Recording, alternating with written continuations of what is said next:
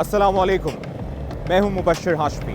लियारी चील चौक से जियो podcast Lyari special कहानी क्या है, हमारे गेस्ट और हमारे मेहमानों से ये जानेंगे। आइए चलते। लियारी मेरी जान इधर बहुत कलाकार, लियारी मेरी जान इधर नो सरकार, लियारी मेरी जान सीधा गोली सर पार, लियारी मेरी जान वेलकम शानदार।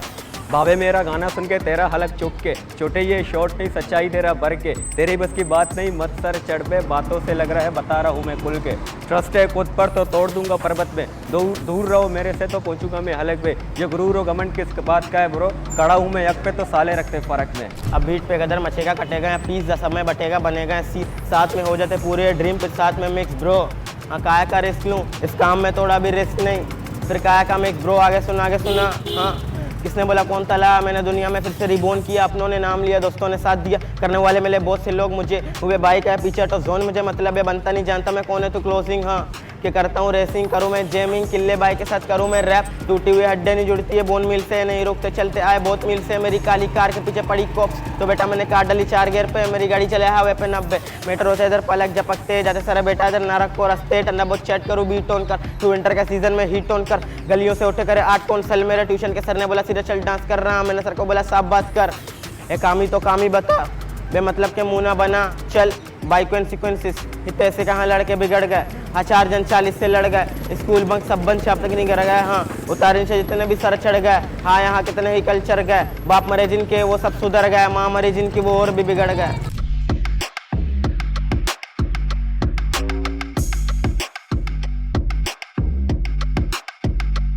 हमारे साथ मौजूद हैं हिस्टोरियन रमज़ान बलोच साहब, जो कि लियारी की अनकही कहानी के मुसन्निफ़ हैं। इनकी एक और किताब है एक लापता शहर का सुराग, और इनके मज़ामीन मुख्तलिफ़ अखबारात और सालों में शाये होते रहे हैं। लियारी के संजीदा और मुतबर रोशन ख्याल दानिश्वरों में शुमार होते हैं। रमज़ान साहब बहुत बहुत शुक्रिया, आपने हमारे लिए वक्त निकाला। आपका भी बहुत बहुत शुक्रिया। जो इमेज है लियारी का, जो आज हम सुनते हैं या देखते हैं, जो सो कॉल्ड फिल्मों में भी नज़र आता है, उससे कितना मुख्तलिफ है लियारी? 60s में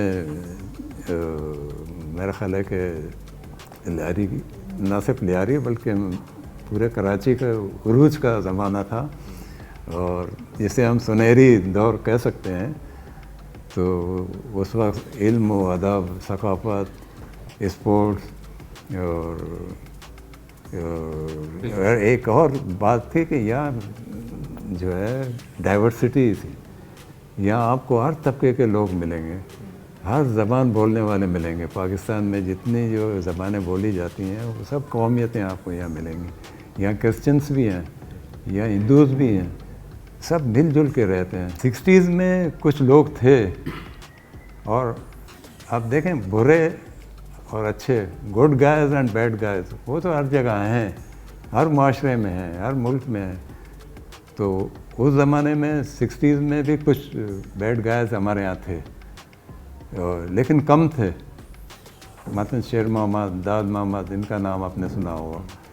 तो ये थे, और शहर में कुछ और नाम थे, रामपुरी वगैरह, पता नहीं क्या क्या कहते थे। तो ये तो था। लेकिन उस ज़माने में जो बुरे लोग थे, शायद वो भी एक कायदे के तहत चलते थे। मतलब उनका सर्कल बहुत महदूद होता था।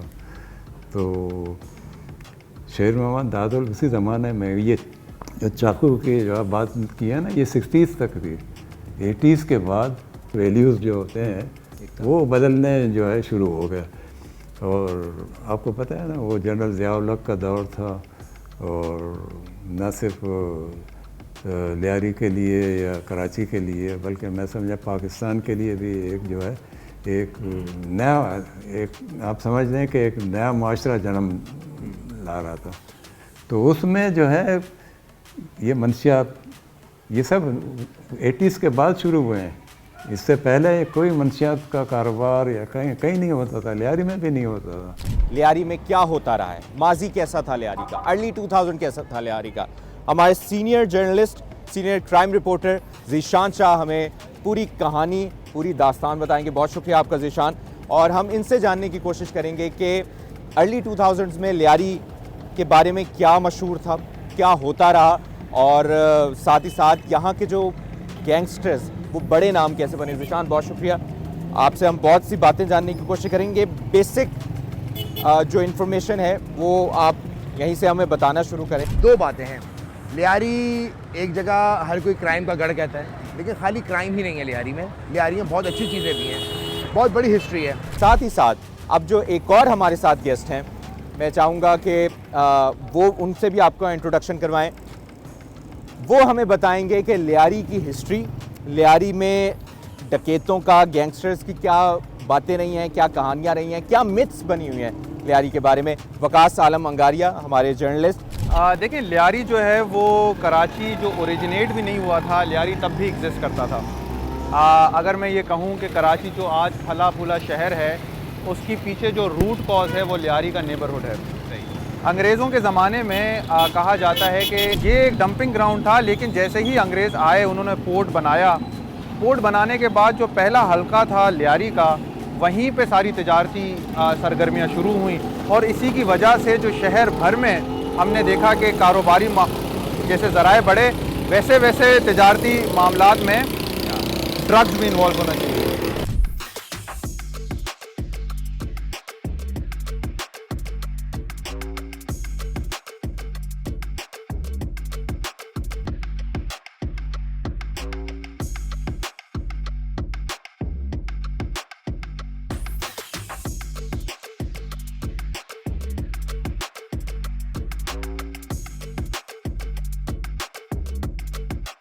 अच्छा जी, अब हम आ गए हैं लियारी चाकीवाड़ा के इलाके कम्युनिटी सेंटर मेहरगढ़ में, और यहाँ पर मेहरगढ़ में आकर हमें बड़ी खुशी हुई। इस कम्युनिटी सेंटर में हमें किताबें नज़र आ रही हैं, आर्ट नज़र आ रहे हैं, पेंटिंग्स नज़र आ रही हैं, और ये वो लियारी का ख़ास चेहरा है, वो खूबसूरत चेहरा है जो पिछले 8-10 साल से इधर लोग आते हैं, कम्युनिटी के लोग आते हैं, उनसे मुलाकातें होती हैं लोगों की। तो ये वाला चेहरा बहुत ज़रूरी था आप लोगों के पास आना, और हम आए यहाँ पर तो बड़ा अच्छा लग रहा है। वकास आलम अंगारिया, ज़ीशान शाह हमारे साथ मौजूद हैं। 1970s का लियारी कैसा था, फिर अर्ली 2000s में वो किस तरह बदला, फिर आज के लियारी हम पूरा चाहते हैं। बाबू डकैत कौन था, फिर बात रहमान डकैत तक कैसे आई, आपसे शुरू करें। इस लियारी के सबसे ओल्डेस्ट कैरेक्टर की अगर हम बात करें तो यहाँ पर एक कैरेक्टर होता था अला बख्श उर्फ काला नाग। ये मैं आपसे बात कर रहा हूँ जिस ज़माने में 7 गरारी का चाकू चलता था। ये चाकू मार के दौर के काम है। काला नाग बड़े लोकल से गैंगस्टर्स, ये सारे लोग, देखिए उस ज़माने में बदमाशी होती थी, पॉलिटिकल इन्फ्लुएंस होता नहीं था बदमाशियों में, तो यही चीज़ अगर हम उसकी बात करें तो यही हमें नज़र आया था। तो काला नाग की बहन ने भी अपना गैंग यहाँ पे इस्टेब्लिश किया था।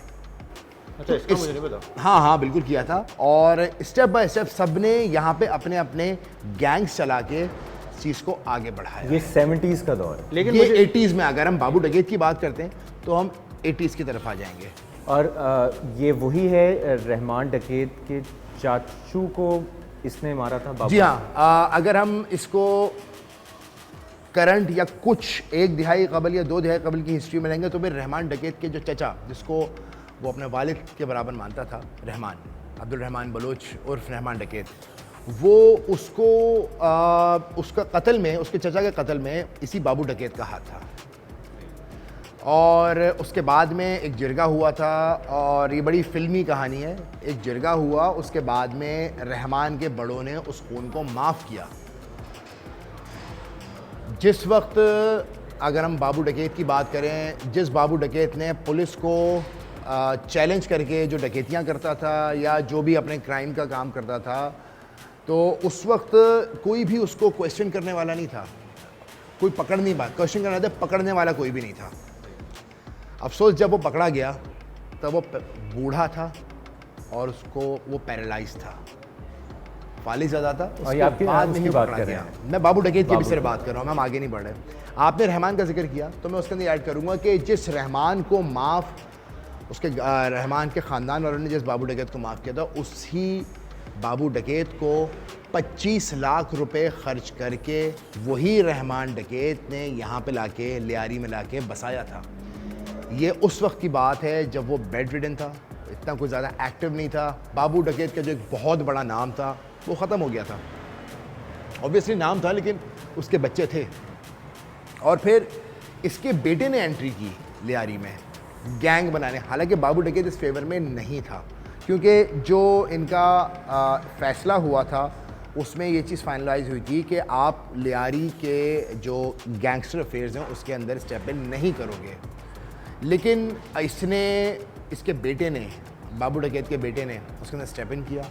बाबू डकैत के और भी बहुत सारे साथी थे जिसके अंदर मजीद स्पीड इसका बड़ा सर फहरिस्त इसके बारे में थोड़ा सा बताएं, मजीद के बारे में। मजीद स्पीड, देखिए मेन जो हेड था वो बाबू डकैत था, मजीद स्पीड इसी का साथी था और उसको भी गैंग वॉर की लड़ाई में रहमान वालों नहीं। अच्छा, just to extend the conversation, Majid speed के बारे में लियारी में ये बात मशहूर है कि जो प्रॉपर वायलेंस है ना, यानी गन वायलेंस है, अगवा बराए तावान के लिए बंदों को काट पीट करना, मारना, ये मजीद स्पीड ने लियारी में शुरू और किया। ये चाकू से गन तक जो है 80s में चाकू वाला एरा खत्म हो गया था। एक और बाबू छोटे छोटे लेवल पे रहा हो तो रहा हो, बट मेनली सारे गनों पे आ गए थे। अब हम 80s में आ गए। अच्छा, मैं लेकिन एक कैरेक्टर बताऊं, ये बाबू डकैत की जो इमर्जेंस है, इसके ऊपर एक हमारे अंग्रेज़ी अखबार ने एक पूरी स्टोरी की थी बाबू डकैत के ऊपर, और उसके मुताबिक बाबू डकैत के क्रिमिनल जो एंट्री थी वो बचपन में इस तरह हुई थी कि वो फुटबॉल मैच में, क्योंकि everyone was footballer, Rahman played football as left back, Arshad Pappu played football as centre back, अच्छा, बाबू डकैत वाज अ मिडफील्डर। तो बाबू डकैत वाज ईदर मिडफील्डर और in defence, so there was a fight with in during the match. आमने सामने जब लोग, तो जो सामने वाले जो बच्चे के घर वाले थे या कुछ थे, उन्होंने पुलिस में रिपोर्ट कराई। अब ये भागता पुलिस से जो है वो एक फुटबॉल मैच के चक्कर में ये बाबू डकैत बना। जब बाबू यहाँ पर आ गया, ही वॉज बेड रिडन। एक दिन वो घर से कोर्ट की जानिब जा रहा था और जैसा कि मैंने बताया कि पहले इनका सेटलमेंट हो गया था, लेकिन फिर रहमान ने, जब उसका बेटे ने दोबारा एंट्री दी, तो रहमान वो लड़ने के वो नहीं था, वो बेटे को भी रोक रहा था, लेकिन रहमान ने बोल दिया कि अब दुश्मनी है। तो वो एक दिन सुबह के वक्त रिक्शे में बैठा था और सिटी कोर्ट में उसकी पेशी थी, तो रहमान ने उसको घात लगा के टारगेट किया और वो ऑन द स्पॉट मारा गया। इस तरह से बाबू मारा था, उसके साथ अगर मैं गलत, उसका एक बेटा भी उसके साथ था जो उसको लेके जा रहा था। वहाँ पे ये लोग कत्ल हुए थे और इसका जो कत्ल का इल्ज़ाम है वो रहमान के ही सर पे गया है। अच्छा वकास, मैं इसमें ये भी ऐड करना चाहता हूँ, आपका वो जो एक क्लिप बड़ा और एक पॉडकास्ट बड़ा वायरल हुआ था जो कि पड़ोसी मुल्क तक पहुँचा, उसका भी बैकग्राउंड बताएं, आपने उसमें क्या एक्सप्लेन किया था और वहाँ पर क्या उन्होंने परसीव किया, और फिर उसको बहुत से लोगों की राय ये है कि जो फिल्म बनी वो कहीं ना कहीं आपका भी आइडिया था और स्टोरी बैक में थी। मैंने उसमें कोई ऐसी इन्फॉर्मेशन नहीं दी थी जो कि हमारी थड़ों की गुफ्तगू ना हो, यानी ये वो एक्सपीरियंसेस थे जो कि लियारी में लोगों ने देखे और बर्दाश्त किए। जो सबसे अहम बात थी जिसकी वजह से वो क्लिप बहुत वायरल हुआ, वो था the way the violence happened. वो वायलेंस किस तरह करते थे। ये जो कैरेक्टर्स है, रहमान के दो फेजेस हैं। रहमान का एक फेज़ तो वो है जिसमें रहमान बहुत वायलेंट है, रहमान जो है बंदे मार रहा है, किसी के साथ क्या कर रहा है। लेकिन रहमान का एक और फेज़ जो लेटर ऑन, जिसने उसको रॉबिन हुड का, लोग ने उसको रॉबिन हुड कहना शुरू किया, वो एक लेटर फेज़ है जिसके अंदर he started involving into politics. लेकिन जब वो अपने पीक पे था ना, तो कोई दूसरा सिवाय अरशद पप्पू के कोई दूसरा उसका राइवल नहीं था। दूसरी बात ये है कि जो इवन गफ्फार जिक्री वाली भी राइवलरी है वो बहुत लेट जाके शुरू हुई, लेकिन वो इतना स्टैंड नहीं करती थी वो इतना, रहमान की तो रेड थी, इतना स्ट्रांग है, रहमान की रेड थी भाई। रहमान ने फैसला किया कि हवाई फायरिंग लियारी में नहीं होगी, लियारी में नहीं होती थी, लड़कियों को कोई नहीं छेड़ेगा, लड़के खड़े हुए होते थे सड़क किनारे, कोई भी फ्लो, ये एक तासुर था आखिरी वक्तों में जो दिया गया था। लेकिन ये बात भी हकीकत है कि रहमान ने सियासी वर्कर्स को टारगेट किया, जो ख़ास तौर पे बलोच सियासी वर्कर थे, जो इंटेलेक्चुअल्स थे, इंटेलिजेंशिया थी। चूँकि वो एंटी ड्रग कार्टल्स थे या एंटी ड्रग इकॉनमी के ख़िलाफ़ थे, तो उन्होंने रहमान को चैलेंज किया कि क्योंकि लियारी सर ओपियम ज़दा हो चुका था, तो इंटेलिजेंशिया को उन्होंने टारगेट किया।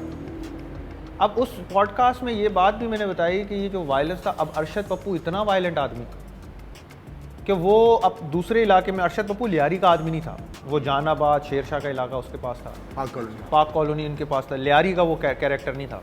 लेकिन वो क्या लियारी में इसलिए इन्वॉल्व है क्योंकि वो लियारी गैंग वॉर का राइवल था बलोच, वायलेंट तरीन आदमी। लेकिन इसमें एक नुआंस की बात ये है कि आप जिस इलाके में हैं उस इलाके में आपके लिए सबसे अच्छा आदमी वो है जो उस इलाके का बदमाश है। देखिए एक वजह और भी है और जैसे अरशद पप्पू को कहते हैं जहानाबाद वाले कि हमारा मसीहा था। देखिए ये जितने भी, मैं आपको ये वाजे कर दूं कि ये जितने भी ये गैंगस्टर्स हैं, ये कहीं ना कहीं किसी न किसी के लिए रॉबिन हुड होते हैं। लियारी की डायनामिक्स समझिए आप, यहाँ पे बहुत ज़्यादा गुर्बत बहुत थी, लोगों के पास एक क्या कहते हैं, अगर हम कहें कि मज़दूर तबका की एक बहुत बड़ी तादाद यहाँ की रिहायशी थी। अब इसमें होता क्या था, रहमान हो गए या अरशद पप्पू हो गए, ये जितने भी इलाके थे ये बहुत ज़्यादा छोटे छोटे इलाके थे। इन्होंने सबसे पहले ये किया कि जो अपने गिरदोनवा के लोग हैं उनको भरना शुरू किया। देखिए हर चीज़, जैसा कि मैंने बताया, जब पेट खाली होगा तो बंदा कोई भी जुर्म करने को तैयार हो जाएगा। हाँ। उन लोगों को सपोर्ट, फाइनेंशियल सपोर्ट देना शुरू की, तो ये सारे शील्ड बन गए उनके लिए। हाँ। अब आप देखिए ना, कभी भी रहमान लियारी से तो गिरफ्तार नहीं हुआ। लियारी में लोगों ने रहमान को लियारी देखा ही नहीं था। घुसने की कोशिश करते हैं। आज भी आप पुराने लियारीइट से पूछें, कोई लोग बोले कभी पुलिस आती थी, घुसा कोई भी नहीं था जब लियारी गैंग वॉर पीक पे थी। हाँ। लियारी गैंग वॉर में शाम में वही जैसा कि मैंने बताया, और ये अगर हम बहुत पहले चले जाएं, और ये कोई नई बात नहीं थी उस दौर के हिसाब से भी, अगर हम बहुत पहले चले जाएं तो यहाँ पे अगर मैं गलत नहीं हूँ तो ये लाल मोहम्मद हाजी लालू के दौर की बात है। ये जहानाबाद में खाली ग्राउंड था, वहाँ पे एक वो लगता था, एक बाज़ार लगता था, उसमें सारे शहर के क्रिमिनल्स आके बैठते थे। पुलिस रेड नहीं करती थी, क्यों? सिक्योरिटी पे पुलिस होती थी, सादा लिबास में। तो ये टाइम भी तो इन लोगों का जो कार्टेल था वो इतना स्ट्रॉन्ग बना लिया था इन्होंने कि और ये किस दौर की आप बात कर ये रहे मैं हैं? आपसे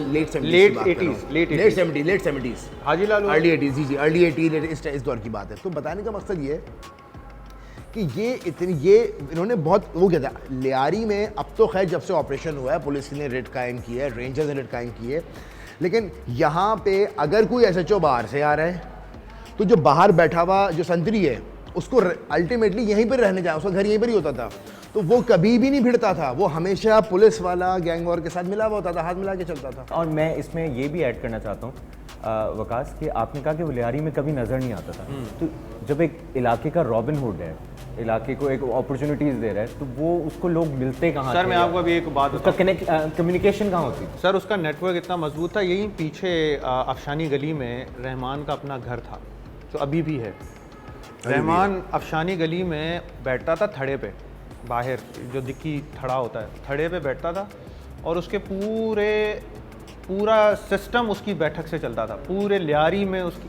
और उसकी मुझे नहीं याद या मुझे नहीं लगता कि उसकी पीक पे उस गली, अफशानी गली में उसके मोहल्ले वालों के अलावा कोई घुसा भी हो, क्योंकि उसके मोहल्ले वाले होते थे, वो उसके लोग उसी बैठक में बैठते थे, वहीं से ऑर्डर्स निकलते थे और वही ऑर्डर्स पे पूरा लियारी फॉलो करता था।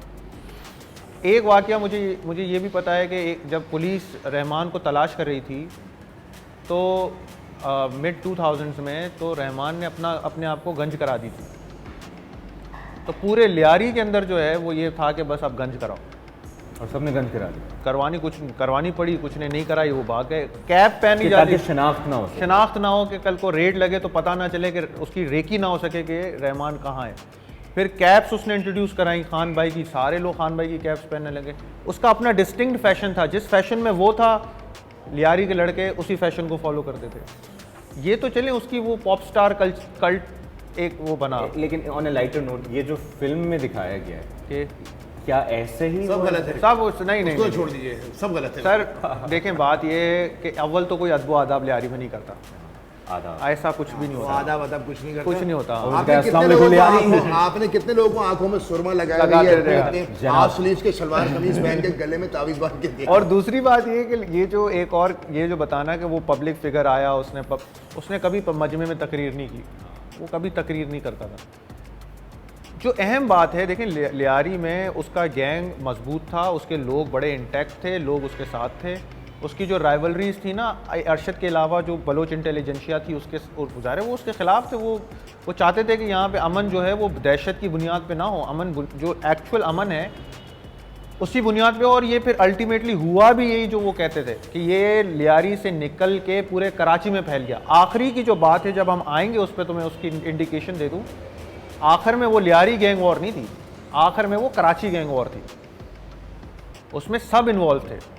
अच्छा, रहमान को मजबूत ज़ीशान भाई किसने किया? क्या उसको शोहरत का शौक था, खिदमत का शौक था एक बार, देखिए, हाँ। या एक सपोर्ट थी, या उसको बनाया गया, उसके पीछे नहीं क्या? नहीं, ऐसा कुछ नहीं है, कोई फिल्मी स्टोरी नहीं है। ये बहुत छोटी उम्र से बहुत ज़्यादा आप क्या कहते हैं, गुस्से वाला, बहुत तेज़ और बहुत होशियार लड़का था। एट द एज ऑफ 13 इसने अपने पड़ोसी को चाकू मारा था। इसी तरह से इसका जिस स्पीड से ये आगे बढ़ना, इवॉल्व होना शुरू हुआ था जराइम की दुनिया में, तो इसके ऊपर हाथ रखा था। उस ज़माने में एक बहुत बड़ा बदमाश होता था, उसका नाम, जिसको कहते थे हाजी लाल मोहम्मद, और उर्फ अलमारूफ हाजी लालू, हाजी लालू, जो अरशद पप्पू के वालिद थे। ये बाद में आता हूँ। ये हाजी लालू ने इसके ऊपर हाथ रखा था।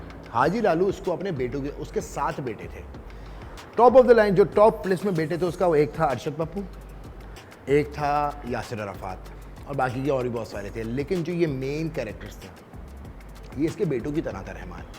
उसने रहमान की शादी भी एक गोली मार के एक कारोबारी शख्सियत थे, उनकी बेटियों से शादी कराई थी, एक अपनी बेटे की यासिर अराफात की और एक रहमान की।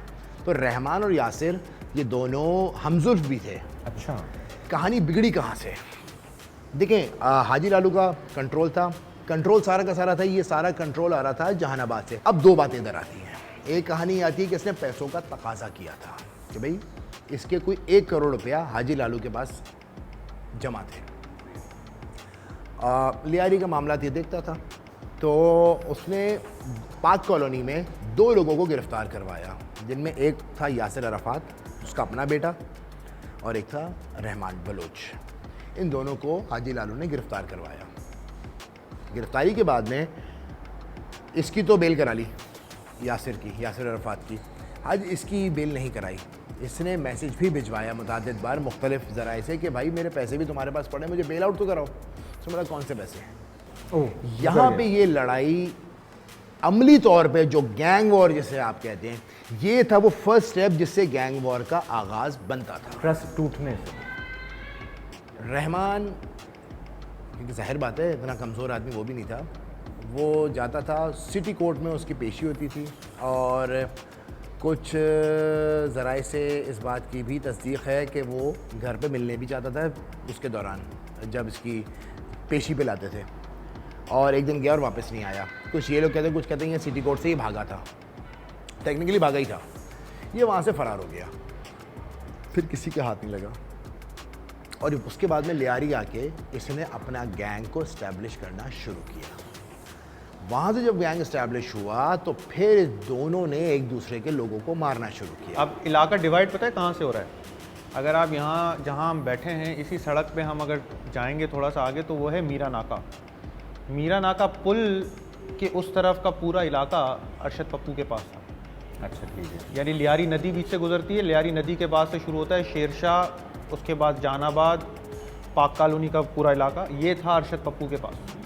और लियारी नदी के इस तरफ का पूरा इलाका जो प्रॉपर लियारी का इलाका है, मीरा नाका, मिर्ज़ा आदम खान रोड से होता हुआ आगे तक कलाकोट तक, ये था रहमान का इलाका। और इनकी आपस में जब गैंग वॉर शुरू हुई है, तो जो सिर्फ यहाँ का रिहायशी है वही आपको बता सकता है कि इतना वायलेंट वो फेज़ था कि हम, और इस दूसरी शक्ल इसकी तब बनी जब उज़ैर और बाबा लाडला की गैंग वॉर शुरू हुई। लेकिन जब इनकी तो आगे चलते हुए, लेकिन उससे पहले जब बकरा पीढ़ी से, जो ये बकरा पीढ़ी वाला रोड नहीं है, बकरा पीढ़ी से नवा लेन को जो रोड जाता है, किसी को नहीं पता होता था कि कौन किसके गैंग का मेंबर है। बस दू बदू फायरिंग होती थी, और उसमें बस ये आइडेंटिफिकेशन नहीं होती थी कि किसने किसको मारा। भाई आप जैसे कि ना इसके अंदर जैसा कि मैंने बताया कि जब इनकी इतनी बेहूदगी की तरफ चली गई थी कि देखिए हर गैंगस्टर फाइट में एक लाइन ड्रॉ होती है, इन्होंने वो लाइन क्रॉस कर दी थी। अरशद पप्पू गया, इसने जाके रहमान के माँ बाप की कब्र पे बम फाड़ दिया मेवा शाह में। हाँ, इसी तरह से रहमान ने अरशद के हमजुल्फ को मर्डर कर दिया। फिर इसने रहमान के चचा को, अरशद ने, रहमान के अरशद चचा, पप्पू ने रहमान के कज़न जो कि उज़ैर के वालिद थे, वो बाद की बात है। एक और यहाँ पे अनवर भाईजान होते थे, अनवर भाईजान, जो कि एक बहुत अच्छी सियासी वो थे, समाजी शख्सियत थे। अनवर भाईजान को रहमान ने टारगेट किया, उनको मार दिया। इसके जवाब में अरशद पप्पू ने जो है जवाब में तो नहीं कहूँगा मैं, लेकिन फिर अरशद ने उनकी जब बराबर करना था तो एक यहाँ पे एक ट्रांसपोर्टर था फैज़ मोहम्मद और मामा फैज़ू। फैज़ू सारा पैसा इकट्ठा करके जो भत्ते का पैसा होता था वो रहमान को भी देता था। उससे भत्ता मांगा अरशद पप्पू ने कि अब से तुम हमें ही दोगे पैसा, तो उसने मना कर दिया। उसने बोला मैं रहमान को देता हूँ, तो उन्होंने उसको उठा लिया। फैज़ू को उठाया तो मामा फैज़ू को उसने इब्तदाई तौर पे वो मांगा, रैंसम मांगा, और उसके बाद में रैंसम भी नहीं दिया, या दिया ये डबल दोनों बातें। लेकिन फिर उसका मर्डर किया और यहाँ पे मच्छर कॉलोनी के पास उसकी लाश को फेंक दिया। मामा फैज़ू का जो बेटा था वो था उज़ैर बलोच।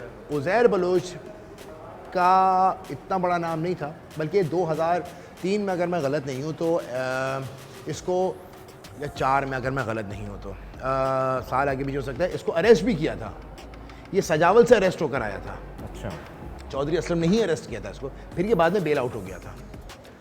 तो इसने जो है ये फिर ये इस तरफ आ गया था कि क्योंकि बाप का बदला भी लेना था, और वो बदला नज़र भी आया हमको।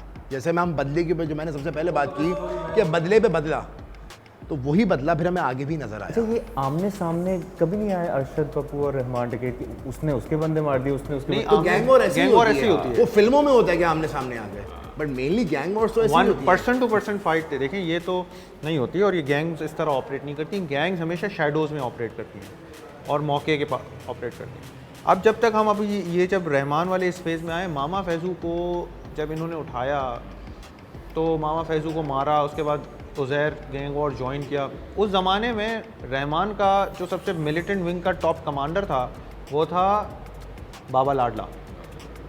यानी बाबा लाडला वो कैरेक्टर है कि जो रहमान का हर काम कर रहा है। ठीक है।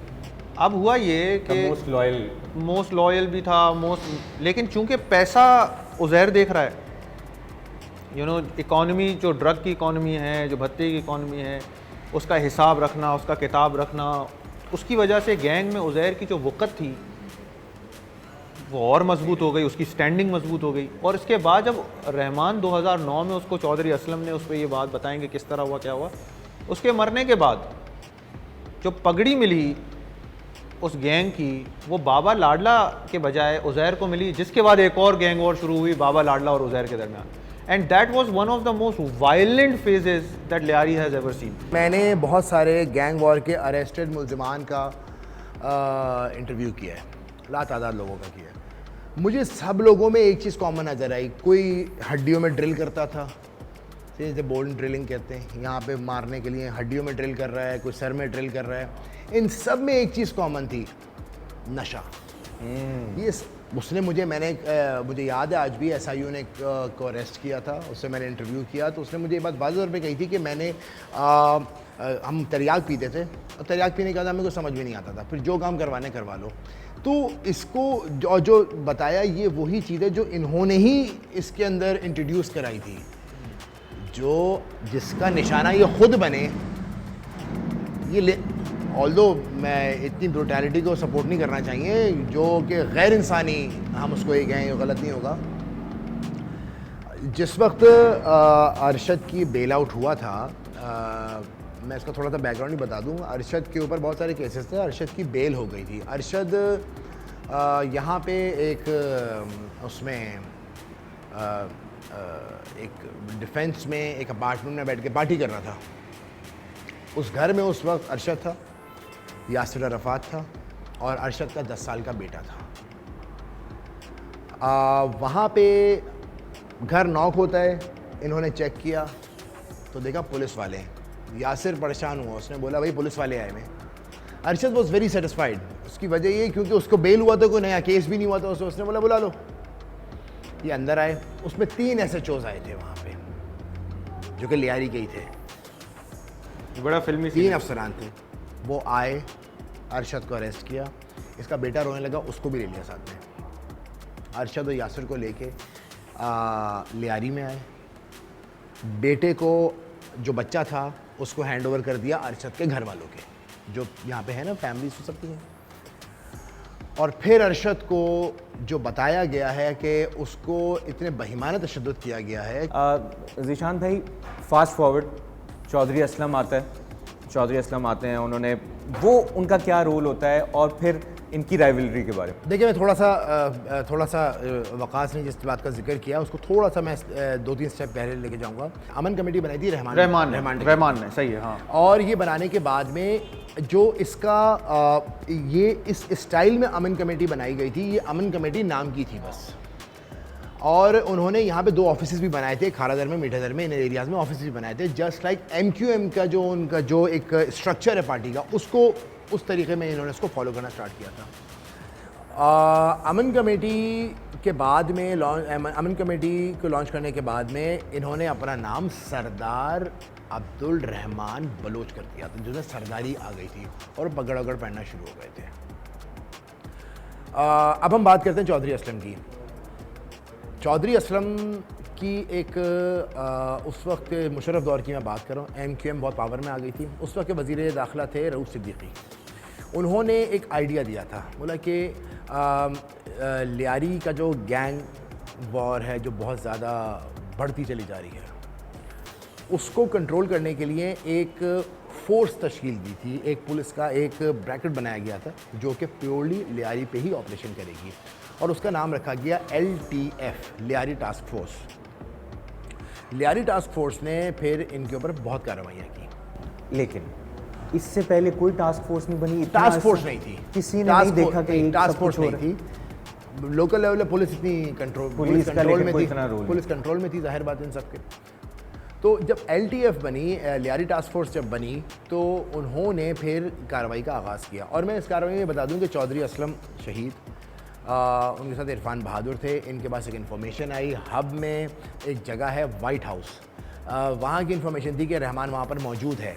जब ये लोग वहाँ पर पहुँचे तो वहाँ पे ऑलरेडी इनके पास इन्फॉर्मेशन थी और उन्होंने मार्टर गोले फायर किए थे, जिसमें ये सब ज़ख्मी भी हुए थे, जिसमें चौधरी असलम भी ज़ख्मी हुए थे, इरफान बहादुर जो SSP CDD हैं वो भी ज़ख्मी हुए थे, बड़ी तादाद में पुलिस एहलकार उसमें शायद शहीद भी हुए थे।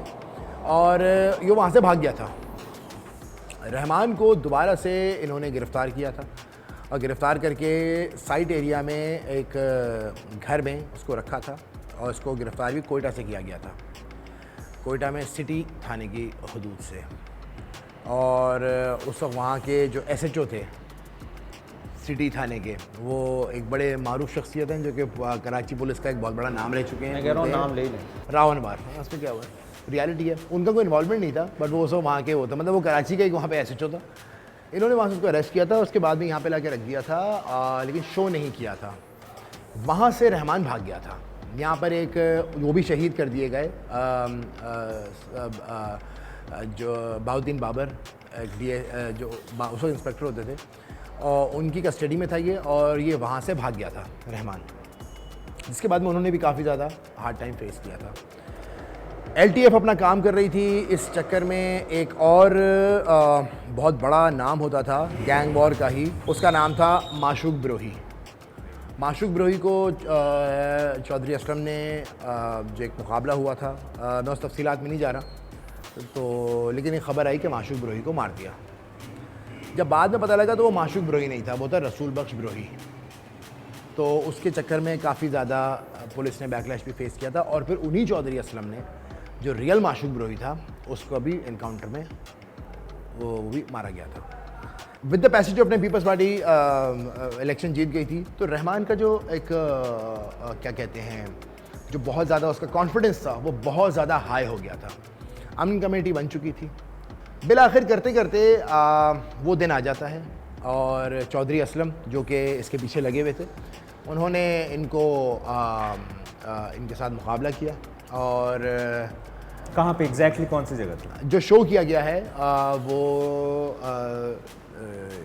स्टील मिल के पास जो लिंक रोड है, वहाँ पे ये मेंशन की गई थी जगह। वहाँ पर इस मुकाबले में रहमान डकैत और उसके साथ तकरीबन 4 से 5 अफराद और थे। वहाँ पे ये मारा गया था, और उसके बाद में उसको लाके पब्लिक के सामने दिखा दिया गया, पुलिस मुकाबले में वो मारा गया। ये चीज़ ऑन स्क्रीन आ गई, मतलब सारी न्यूज़ वगैरह में आ गई। टेक्निकली उस वक्त लियारी गैंग वॉर का जाहिर बात है एक बहुत बड़ा मेन कैरेक्टर मारा गया था उसके अंदर। जो मेन हेड था रहमान बहुत बड़ा था, अरशद अरेस्टेड था, अरशद पप्पू सामने नहीं था। तब ये पॉइंट आया था कि जो अमन कमेटी जो कि बहुत ज़्यादा गलत रास्ते पे चढ़ गई है वो ख़त्म हो सकती थी, लेकिन उसको ख़त्म नहीं किया गया, बल्कि उस वक्त के वज़ीर दाखिला ने इनके ऊपर हाथ का साथ प्रेस कॉन्फ्रेंसेस की, बोला ये जुल्फ़िकार मिर्ज़ा उस ज़माने में वज़ीर दाखिला होते थे और उन्होंने सामने कर रहे थे कि ये मेरे बच्चे हैं। 3 लाख असलहा लाइसेंसेस उनको जारी किए गए थे जब वो वज़ीर दाखिला थे। 3 लाख। और उसके बाद में ये जो अमन कमेटी थी, ये अमन कमेटी का जो कवर्ड एरिया है ये इतना ज़्यादा बढ़ गया था कि फिर जो उर्दू स्पीकिंग एरियाज़ हैं या जो MQM का जो vote bank MQM dominated areas जो थे वहाँ तक भत्ते की पर्चियाँ पहुँचना शुरू हो गई। और ये अनफॉर्चुनेटली कुछ ये हो गया था कि उज़ैर बलोच TV स्क्रीन्स पे भी आना शुरू हो गए थे। उनके ऊपर केसेस अपनी जगह थे, लातादाद केसेस थे, वो TV स्क्रीन्स पे भी आना शुरू हो गए थे। उज़ैर की मौजूदगी में यहाँ पे अगर आपको याद हो एक अदद 6-7-8 दिन का एक लियारी ऑपरेशन भी हुआ था चील चौक के बाद, जो कि चौधरी असलम उसको हेड करे थे। उस ज़माने में SSP नासिर आफ्ताब होते थे साउथ के। तो ये भी सारे के सारे काम हो, कुछ भी नहीं हुआ था उसके अंदर, कोई रिजल्ट ओरिएंटेड वो नहीं था ऑपरेशन। 2013 में जब रेंजर्स वाला ऑपरेशन का आगाज़ हुआ तो फिर जाके उज़ैर बलोच गिरफ्तार हुआ और फिर चीज़ें सामने आई। सही, हम अभी पोस्ट रहमान डकैत खबर आती है लियारी में ये हो गया, रहमान डकैत मारा गया है, चौधरी असलम ने पुलिस इनकाउंटर में मारा। पोस्ट रहमान डकैत न्यूज़ का इम्पैक्ट क्या आया? एकदम क्या खबर थी यार, ये क्या हो गया? सर उसका जनाजा लियारी आया है और लियारी से गैंग वॉर के तमाम बड़े लीडरान बशमूल जेंगो, बाबा लाडला, उज़ैर, ये रहमान का जनाजा अब लेते हुए लियारी से निकले हैं और खुर्शीदपुरा कब्रिस्तान के करीब उसकी कब्र बनाई थी उन्होंने। इतना बड़ा जनाजा था लियारी में रहमान का, और उसमें गैंग वॉर बशमूल आम लोग, गैंग वॉर, वो पूरा काफ़िला बन के वो RCD हाईवे शेरशाह से होते हुए आया है। और बीच में मुझे याद है कि उन्होंने 4 नंबर पे माजर कैंप में 4 नंबर 3 नंबर माजर कैंप के कई इलाकों में इन लोगों ने firing, open firing, cross firing में वो जनाजा आया है। यानी गैंग वॉर ने के लोगों ने जाके उर्दू ये MQM के इलाकों के अंदर जाके फायरिंग की, और MQM के लोगों ने उस ज़माने में जो थी MQM रिटेलिएट किया, जवाब दिया, फायरिंग की। अच्छा, फिर कुछ कई जगहों पे MQM ने एग्रेसिवली फायरिंग भी की। यानी ये वो मौका था कि एक जंग थी, एक वो जनाजा नहीं था, वो बुनियादी तौर पे एक जंग थी जो कि लियारी से खुर्शीदपुरा कब्रिस्तान तक आई है। देखिए रहमान का पूरा काफिला, रहमान का जो जनाजा था वो लियारी की हिस्ट्री के बड़े जनाजों में से एक था। मैं ज़िशान भाई आपसे भी, अब आप क्योंकि आप उस वक्त भी क्राइम रिपोर्टिंग में थे, ब्रेकिंग न्यूज़ आती है, आपके पास खबर मिलती है, उसका क्या ओवरऑल इम्पैक्ट था, क्या रिएक्शन आया, और फिर पोस्ट लियारी हालात क्या? देखिए उस वक्त तो जो हुआ तो हुआ, रात में हो गया। हमारे इदारे में भी बीपर्स वगैरह हुए। ये ख़बर उस वक्त हमारे जो बॉस भी थे फ़हीम सिद्दीकी, उन्होंने ब्रेक की थी कि इसमें मुकाबले में ये मारा गया है। उसके बाद में मुझे आज भी याद है, वेरी नेक्स्ट डे सोहराब गोड में जो ईदी मोर्चरी है, ईदी मोर्च जनाजे वाले दिन, अगले दिन मरने के इसकी लाश को लेके जिना अस्पताल की मोर्चरी पहुंचे थे चौधरी असलम, अपने ही डबल केबिन में अपने डाले में डाल के इनकी लाशें लेकर आए थे, यहाँ पे लाके कर दिया। फिर जो ज़ाबिते की कार्रवाइयाँ वगैरह थी वो सारी की सारी हो गई थी। लियारी में ज़ाहिर बात है मातम का समा था, फायरिंग वगैरह होती। और अगले दिन मुझे अच्छी तरीके से याद है, यहाँ पे जो ईदी सब खाना है सोहराब गोड के करीब जो बना हुआ है, वहाँ पे बड़ी तादाद में ख़वातीन पहुँची थी और उन्होंने अमली तौर पे रहमान को जो पोर्ट्रे किया था, हो सकता है इसकी फैमिली की ख़वातीन, क्योंकि इसकी 3 बीवियाँ थी और 13 बच्चे थे। बड़ी तादाद में लोग पहुँचे थे, इसकी फैमिली के, कम्युनिटी के, इलाके के ख़वातीन, बहुत बड़ी तादाद थी ख़वातीन की। और उन्होंने सब ने ये बोला कि वो मंशात फरोश नहीं था, वो हीरो था, बहुत रॉबिनहुड वाली बात, एग्जैक्टली रॉबिनहुड वाली बात। तो बहुत ज़्यादा इसके फेवर में लोगों ने गम व गुस्से का इजहार किया, बहुत ज़्यादा ये चला था। और उसके बाद में जब यहाँ पर है, जैसे कि वकास ने भी बताया कि जब इसकी तदफीन करने के लिए जा रहे थे तो बहुत ज़्यादा रश था वहाँ पे, बहुत लोगों का बहुत रश था। लेकिन फिर उसके बाद में ये चीज़ इतनी ज़्यादा एवॉल्व नहीं हुई, बल्कि उल्टी नई दस्तारबंदी हुई और फिर उज़ैर बलोच को पगड़ी पहना दी गई। सही। और और फिर वो rest is history। जो इनके 13 बच्चे हैं वो फिर कहीं मंजर आम एक बेटा अभी भी कुछ बच्चा है जो बहुत छोटा था, वो अल्हम्दुलिल्लाह वो जुर्म की तरफ नहीं है, अब तो सोशल मीडिया पे भी नज़र आ रहा होता है। अच्छा, एक और बात, एक अरशद बेटा इसका पप्पू। पिछले साल 2024 में नबी बख्शी इलाके में मुकाबले में मारा गया, रहमान का। मैंने एक चीज़ लेकिन बेटे का जिक्र करूंगा, इसी तरह से जो बच्चा अरशद पप्पू के साथ 10 साल की उम्र का जो फ्लैट से जिसको लिया था, उस लड़के ने भी मर्डर किया उन्हीं पुलिस वालों का। अनफॉर्चुनेटली बाप का कत्ल का बदला मैं लूँगा, बाप का कत्ल का बदला मैं लूँगा, ये कहानी रुक नहीं सकी। वही बच्चा जो 10 साल का था जब अरशद पप्पू को उठाया था 2010 में, हाँ गालिबन 2010 में 10 उस बच्चे ने फिर उन तीनों पुलिस अफसरान को फिर उसने। और अरशद 10 में 13 में पप्पू इस मेरे ख्याल पूरे कैरेक्टर, इस पूरी कहानी में अरशद पप्पू अभी जेल में ही है या क्या हुआ फिर उस दौर की बात? नहीं, जब रहमान मारा गया था तो अरशद अंदर ही था। हाँ, मैं वही कह रहा हूँ ना, मैं हाँ, उसी जब रहमान मारा जेल गया में, था फिर- ही वाज इन जेल, तो फिर और फिर वो उसके बेल आउट हुआ था। बेल आउट होने के बाद में बाहर आया था, अगले दिन मेरे ख्याल से उसका काम हो गया था। और चौधरी असलम को वो तो शहीद बहुत अरसे बाद हुए 2013 में शहीद हुए। ये तो वो भी कोई इसी सिलसिले की कड़ी है, कोई रिवेंज का हिस्सा ना ना ना ना ना, चौधरी असलम तो वो तो फिर वो तालिबानाइजेशन की उसमें आए थे, क्योंकि चौधरी असलम का ये तो एक छोटा सा एक एरिया का वो था उनका। अगर हम कार्रवाइयों का या उनका जो उनकी कार्रवाइयों का अगर हम वो देखें तो वो तो बहुत सारी चीज़ों के खिलाफ उन्होंने क्योंकि ऑपरेशन उनका किए एक थे। शॉट भी बड़ा मशहूर हो रहा है आजकल, वो मेरे ख्याल में किसी और दौर का है जिसमें वो कह रहे हैं कि मैं इनकी नस्लों को ये मैं आपको बता दूं, जो आजकल शॉट बहुत ज़्यादा मशहूर हो रहा है कि मैं इन्होंने शेर के मुंह में हाथ डाला है, मैं इनकी नस्लें तबाह कर, ये उस वक्त की बात थी जब चौधरी असलम के जो डिफेंस में घर था वहाँ पर हमला हुआ था। एक सुजुकी भर के जो है, और टीटीपी ने उसकी गालिबन जिम्मेदारी कबूल की थी, और वो उनके घर पे मारी गई थी, जिसमें इनकी फैमिली उस घर में रिहाइश पजीर थी। इनके मेरे ख्याल से 5 से 6 गार्ड्स उसकी जद में आए थे। छोटे बच्चे थे घर में, खुशकिस्मती से उन्हें कुछ नहीं हुआ।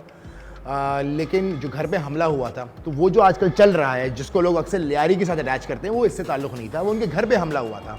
उसकी जवाब में उन्होंने ये बात की थी। आखिर में मैं चाहूँगा आज का लियारी कैसा है? हमने रैपर्स से भी बात की है, म्यूजिशियंस हैं, फुटबॉलर्स हैं, बॉक्सर्स हैं, और वो इमेज जो पड़ोसी मुल्क को अभी भी लगता है कि शायद लियारी में आज भी ये हालात हैं।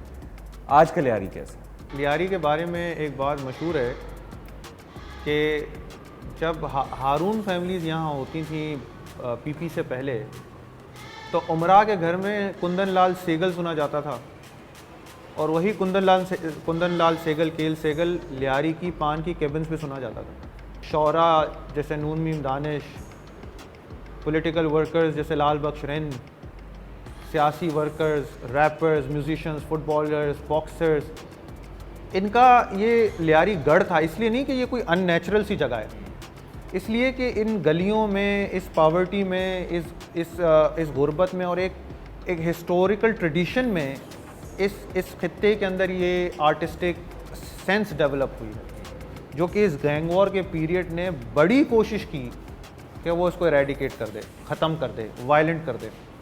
लोग वायलेंट भी बने, लेकिन उसकी रेजिस्टेंस भी फिर अगर आपके सामने आई तो इन्हीं सियासी वर्करों, इन्हीं आर्टिस्टों, इन्हीं म्यूजिशियंस, इन्हीं फुटबॉलर्स, ये जितने गैंग वॉर के लोग थे, सब बॉक्सर्स, ये जितने लोग थे जो गैंग वॉर का हिस्सा थे, they were most of them either footballers in their childhood were either they were sportsman.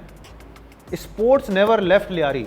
और सबसे दुखद दिन लियारी के लिए वो था जब फुटबॉल स्टेडियम पे हमला हुआ लियारी में गैंग वॉर की तरफ से। वो दिन था कि हम क्योंकि हमें ये था कि सबको ये लगता था कि लियारी में जब फुटबॉल मैच होता है ना तो सीज़ फायर हो जाता है, लेकिन जब झटपट पे रॉकेट लॉन्चर हमला हुआ झटपट मार्केट में, और फुटबॉल मैच के दौरान ब्लास्ट हुआ, that was the moment when everyone realize कि now we are not going to go back. And how the resistance started in a very tiny form. लड़कियों ने बॉक्सिंग एकेडमी बनाना शुरू की, लड़कों ने अमिड्स गैंग वॉर जो है वो फुटबॉल मैचेस के दौरान अपने मैचेस शुरू किए। भैया बाग पीक 2014, अभी भी बाबा लाडला जिंदा है। 2014 में हम लोग लियारी बैयाबाग में फुटबॉल मैच देखने गई, ब्राज़ील को 7-1 से वो ब्राज़ील हारा था। Nobody cared about gang war, they were sobbing because Brazil lost the match. They were sobbing.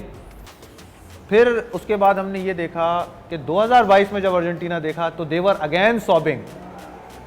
Not because के कोई ट्रेजेडी हुई है, बल्कि वो खुशी हुई कि अर्जेंटीना ने फुटबॉल वर्ल्ड कप। और ये वो कहानियां हैं and community centre like this, yes, जहां हम बैठे हैं, मेहर घर में बैठे हैं, और जिस तरह इवॉल्व किया है और जिस तरह टैलेंट उस दौर का, वो उस दौर के बच्चे आज माशाल्लाह बड़े बड़े होके ऐसे लियारी का नाम रोशन कर रहे हैं, सिंध का नाम रोशन कर रहे हैं, कराची का नाम रोशन करें, पाकिस्तान का नाम रोशन करें।